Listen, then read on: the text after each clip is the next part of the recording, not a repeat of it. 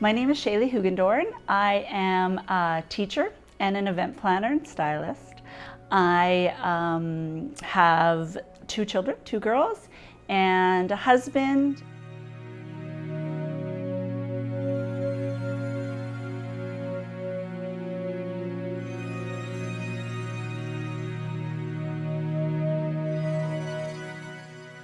My name is Erin Bonney. I am the children's director at Hoogendorn Church, and I am a mom. Those are my 2 occupations. I love to read, I love art, music, The Office on TV.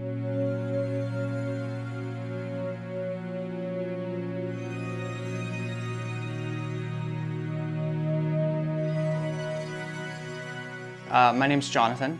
I was born and raised in Maple Ridge, so I've been here my whole life. I was raised in the church. My family's always been a church-going family.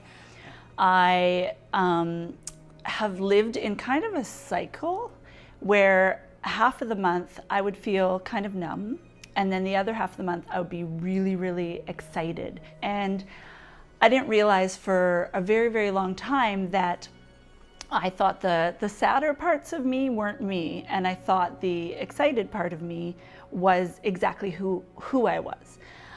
What I didn't realize that came along with the excitement part of that is that I was actually what they call hypomanic. My experience with mental health started after having my first child. I had postpartum OCD, so it's a lesser known postpartum disorder. Basically, you obsess about how your child can get hurt or die almost constantly. And I had never heard of it before. And instead of going away, it just kind of morphed into generalized anxiety disorder.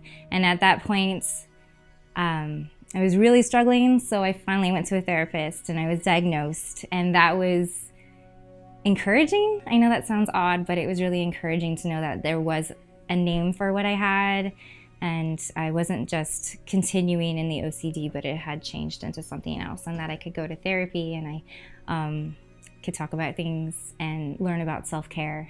I was in a car accident about 5-6 years ago, and so it was a pain-related depression. I couldn't do what I wanted to with my body, so I just kind of got beat down by that, not having the confidence or the wherewithal to do the things I wanted to do. And so just over time that just kind of destroyed me, not being able to do what I felt I should be able to do. I have had experiences with friendships and in the church that were positive but also negative. I think that I was the most afraid to share these types of feelings or emotions, and eventually my diagnosis in the church, just because, I was a ministry leader and I worked in, with women and with children, and my biggest fear was that I wouldn't be allowed to do that anymore. We have this culture of going to church, especially on Sundays, where, how are you? Fine, everybody's fine. And we don't know what to do with other answers. I mean, I know that I can be a very honest person, and one thing that I find about my illness is that I'm not very good at keeping, not saying the truth of what I'm really feeling or what I really think, because that makes me more anxious. It's like this thing stuck inside of me if I can't talk about it. So I would find a lot of times at the church, if I didn't say I was fine, people didn't know what to do with me. People in the church like to talk about how Christ and God, they're the great healer. God's the great healer. And so I think there's a lot of unhelpful conversation about, like, if you truly believe in God, then you will be healed of these things. So it's up to us and our faith. So if you're struggling or you have an illness, then maybe it has something to do with your lack of faith or your relationship. What's wrong in your life? What sin is in your life that this is happening to you? I think that's kind of a toxic thing that has been taught in our church. I wish that people in the church knew that it's okay to be mentally unhealthy. It's okay for you to be depressed. You can still be a Christian, you can still be faithful if you're struggling with mental illness. I think a lot of people say that, and they say, yeah, we're welcoming to people that are struggling, but it's not really carried out properly. I know it's really hard to just accept people as they are, and it's hard to be around someone that's down in the dumps, but that's something that we need to be better at.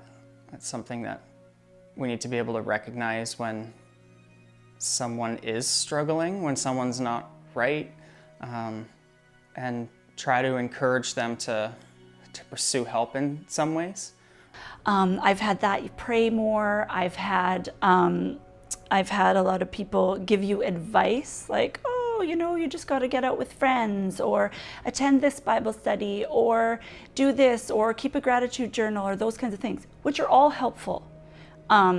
But when it's a chemical imbalance, you actually need to replace those chemicals. So I think that it was really hard for people to understand that it's actually a medical diagnosis. It's actually an illness. It's not just something that I feel.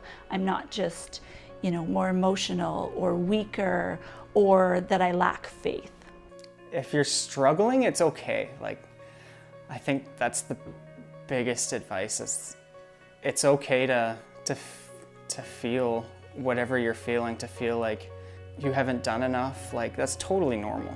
Everybody has those thoughts, and everybody deals with those things, and you might deal with them different than somebody else, and that's okay. It's okay to get down because of that. It was so hard, and it was so scary to make that appointment with the therapist and to get in the car. Like, every step to get to her was such a struggle. Like, to physically put myself in the car and drive to her and meet her and to sit down and talk to her was physically hard to do. But it was the best choice I ever made, to talk to someone and to get diagnosed and to discuss different ways of coping and different ways of handling things and living with things. That was the best decision I ever made. You need to find your people, find people that will understand, or at least try to understand how you're feeling. I think that don't give up. Keep asking for help. Keep sharing. Find things that you can do for self-care. If that means you need to hide out in your house in your pajamas, then do that. Just know that your faith is not less because you need help.